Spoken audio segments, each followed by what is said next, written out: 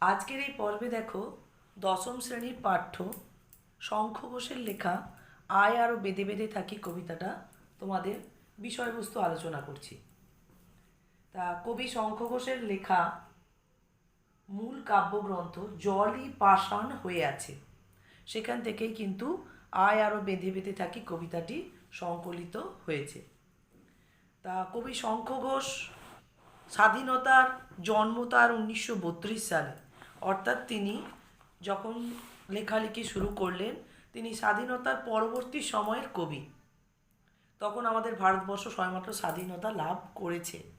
সেই রকম সময় আমাদের দেশের বুকে যে অস্থিরতা, যে মানুষের মধ্যে মানে যুদ্ধ দাঙ্গা বা সাম্রাজ্যবাদী আগ্রাসনের পর যে সমাজে একটা প্রবল অস্থিরতা কাজ করছিল, মানুষের মধ্যে নিঃসঙ্গতা কাজ করছিল, মানুষ যে কোণ ঠাসা হয়ে পড়েছিল, তারা যে সবাই প্রতি পদে পদে বিধ্বস্ত হয়েছিল, তার চিত্রই কিন্তু এই কবিতায় কবি উপস্থাপন করেছেন। তা এখানে কবিতার নাম দেওয়া হয়েছে আয় আরও বেঁধে বেঁধে থাকি। কবি একদম কোনো ব্যঞ্জনা, কোনো উপমা, কোনো রূপকের আশ্রয় নেননি। একদম পরিষ্কারভাবে তিনি কবিতার যে মূল বিষয় সেটাকেই নামের মধ্য দিয়ে প্রকাশ করেছেন। এখানে কোনো চরিত্র নয়, ঘটনা নয়, কবি যে উদ্দেশ্যেই কবিতাটা লিখছেন সমাজের পরিস্থিতিটাকে চিত্রিত করেছেন, সমাজের রূপ তুলে ধরেছেন, যে সমাজে মানুষ কোন জায়গায় অবস্থান করছে, মানুষ কোন নিরাপত্তাহীনতার মধ্য দিয়ে চলেছে, সেই চিত্রটা তিনি তুলে ধরেছেন। তুলে ধরে মানুষকে শেষ যে প্রচেষ্টা স্বরূপ বা মানুষের মধ্যে এখনও মধ্যেও তো কিছু শুভ বুদ্ধি বা প্রচেষ্টা নিহিত রয়েছে, তাকেই তিনি জাগ্রত করতে চেয়েছেন এবং তার মাধ্যমে তিনি সমাজটাকে আবার সংঘবদ্ধ করতে চেয়েছেন। সংঘবদ্ধতাই কিন্তু কবি শঙ্খ ঘোষের এই কবিতার মধ্য দিয়ে ফুটে উঠেছে। তা দেখো, কবি দুম করে আমাদের বলে দেবেন যে আমাদের সংঘবদ্ধ হওয়া উচিত, এটা কিন্তু কোনো কবি সাহিত্যিক তার রচনার মাধ্যমে করেন না। এবং বাস্তবে মানুষ এতটাই বোকা নয় যে কেউ তাকে কিছু করতে বলবে অমনি করে ফেলবে, সেটা কিন্তু কখনোই সম্ভব হয় না। মানুষকে যুক্তি দিয়ে বোঝালে বা পরিস্থিতিটা তুলে ধরলে মানুষ তখন বুঝতে পারবে যে আমরা কোন পরিস্থিতির মধ্য দিয়ে চলেছি বা এই পরিস্থিতিতে আমাদের কি করা উচিত। কবিতায় কিন্তু কবি সেই পদ্ধতি অবলম্বন করেছেন। দেখো কবিতাটা দেখো, আমাদের ডান পাশে ধস, আমাদের বাঁয়ে গিরিখাত, আমাদের মাথায় বোমারু, পায়ে পায়ে হিমানির বাঁধ, আমাদের পথ নেই কোনো, আমাদের ঘর গেছে উড়ে, আমাদের শিশুদের সব ছড়ানো রয়েছে কাছে দূরে। এইখানে গিয়ে একটা বিরাম চিহ্ন পাওয়া গেল। এরপরেও দেখো, আমরাও তবে এইভাবে এ মুহূর্তে মরে যাব নাকি, আমাদের পথ নেই আর, আয় আরও বেঁধে বেঁধে থাকি। এটা গেল প্রথম স্ট্যাঞ্জা। তাহলে এখানে কবি কবিতার মধ্যে দেখো বলছেন যে ডান দিকে ধস, বাঁয়ে গিরিখাত, মাথার উপরে বোমারু হানা, আর পায়ে পায়ে হিমানির বাঁধের যে আড়ষ্ঠতা। তাহলে ডান দিকে বাম দিকে মাথার উপর পায়ের তলায় সব দিকেই কিন্তু যাতায়াতের মধ্যে বা অগ্রসর হওয়ার মধ্যে একটা প্রতিবন্ধকতা বা প্রতিকূলতা সমস্ত মানে সমাজকেই আষ্টে পিষ্টে ঘিরে রেখেছে। সেটাই কিন্তু এখানে বোঝানো হচ্ছে যে কোথাও কোনোভাবে কোনো দিকেই নিরাপত্তা নেই। এই সমাজে সমাজবাসীরা নিরাপত্তাহীনতায় ভুগছে। তাছাড়া তাদের কোনো পথই নেই, চলার পথটাও তাদের হারিয়ে গেছে, এমনকি বাসস্থানচ্যুত হয়েছে তারা। তাদের মাথার ওপরে যে কোনো মুহূর্তে বোমারু হানা হতে পারে। অর্থাৎ যুদ্ধ চলার পরিস্থিতি থেকে এখানে যুদ্ধ চলার পরিস্থিতি নয়, এখানে সমস্ত দিক থেকে নিরাপত্তাহীনতাটাকেই এখানে এই প্রথম স্ট্যাঞ্জার একদম প্রথম অংশে গুরুত্ব দিতে চাওয়া হয়েছে। তারপরে কি বলছেন, নিরাপত্তাহীনতাটা কোন জায়গায় পৌঁছেছে এটা কবি বোঝাচ্ছেন এই লাইনের মাধ্যমে, আমাদের শিশুদের সব। তাহলে সেই সমাজ মানে একটা সমাজ কত যে দুর্বিষহতার মধ্য দিয়ে চলেছে, সেই সমাজের যে ভিত্তিভূমিও নষ্ট হয়ে গেছে, তখনই বোঝা যায় যখন কোনো একটি সমাজ তার ভবিষ্যৎ প্রজন্মকে রক্ষা করতে পারে না। এখানে শিশুদের সব ছড়ানো রয়েছে, অর্থাৎ মৃতদেহ ছড়ানো রয়েছে বলে কাছে দূরেও কবি তুলে ধরছেন। এরকম একটা প্রতিকূল পরিস্থিতিতে, এরকম একটা কোণঠাসা পরিস্থিতি, এরকম একটা বিধ্বস্ত অবস্থার মধ্যে তখন কবি মনে করছেন যে কবি এখানে নিজের কথনের মাধ্যমেই বক্তব্যটা তুলে ধরছেন। কবি নিজেকে এই সমাজের অন্তর্ভুক্ত করেই কবিতাটা উপস্থাপন করছেন যে তাহলে তাদেরও জীবনের কোনো নিরাপত্তা নেই।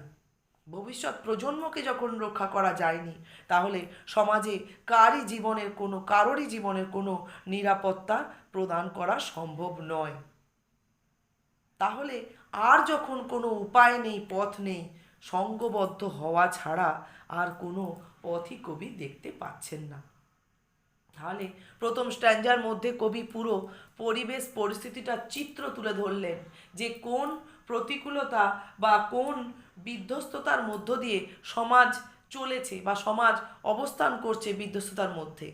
তা এই পরিস্থিতিতে যখন কারো জীবনে কেউ নিরাপত্তা প্রদান করতে পারছেন না, তখন একমাত্র সঙ্গবদ্ধ হওয়া ছাড়া অন্য কোনো উপায় নেই।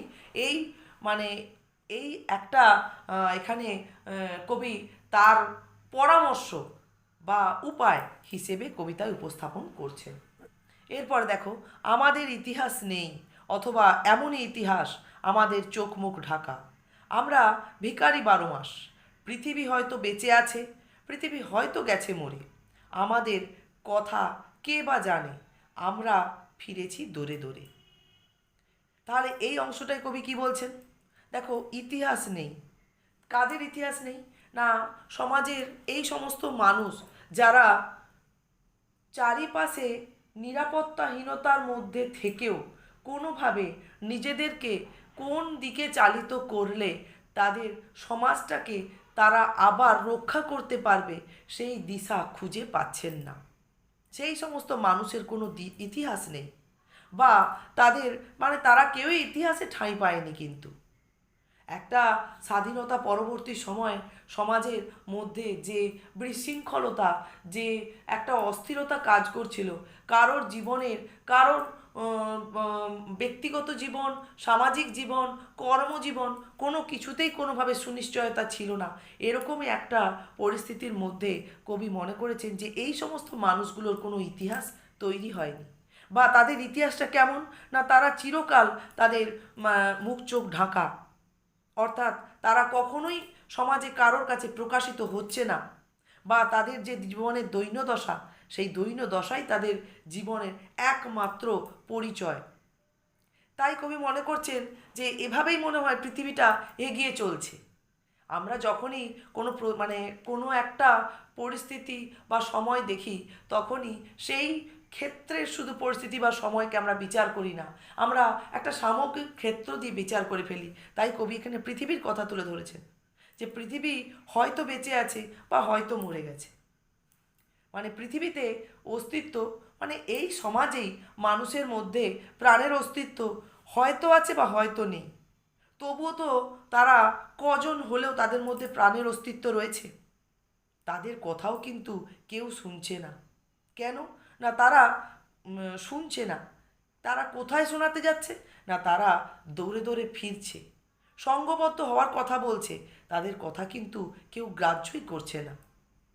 তারপরে কবি বলছেন, দেখো, কিছুই কোথাও যদি নেই, তবু তো কজন আছি বাকি, আর আয় আরও হাতে হাত রেখে আয় আরও বেঁধে বেঁধে থাকি।